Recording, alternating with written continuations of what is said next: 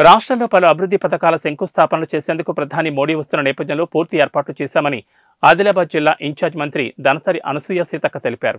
ఆమె ప్రధాని మోడీ పర్యటన సందర్భంగా జిల్లా కేంద్రంలో ఏర్పాట్లను పరిశీలించారు. అనంతరం స్థానిక ప్రభుత్వ అతిథి గృహంలో మోడీ పర్యటన వివరాలు వెల్లడించారు. రాష్ట్రంలో దాదాపు 6,000 కోట్లతో చేపట్టే పలు అభివృద్ధి కార్యక్రమాలకు శంకుస్థాపన చేయబోతున్నట్లు వెల్లడించారు. ముందుగా ప్రధాని మోడీ ఆదిలాబాద్కు చేరుకుంటారన్నారు. ఆయనకు ఘనస్వాగతం పలికేందుకు ముఖ్యమంత్రి రేవంత్ రెడ్డితో పాటు పలువురు కేంద్ర మంత్రులు విచ్చేస్తున్నట్లు తెలిపారు.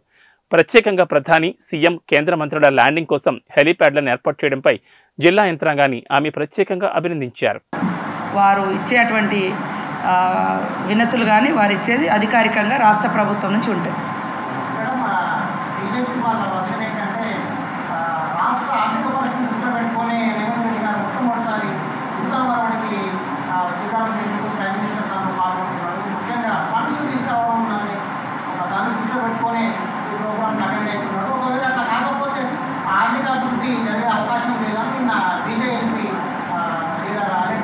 ఇక వాళ్ళు ఏమన్నానని నేను ఇక్కడ కలెక్టర్లు ఉన్నారు, ఎస్పీలు ఉన్నారు, ఇక్కడ పాలిటిక్స్ మాట్లాడితే బాగుండదు.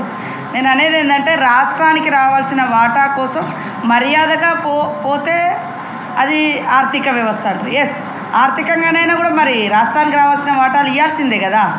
రాజకీయ కోణంలో చూడొద్దు కదా. అభివృద్ధి విషయంలో మనకు రావాల్సిన వాటా మరి బీజేపీ నాయకులు కూడా ముందుండి తీసుకురావాలి, ఇంకా సపోర్ట్ చేయాలి. రావద్దా మరి ఆర్థికంగా వ్యవస్థ, మన వ్యవస్థ బలోపేతం కావద్దా?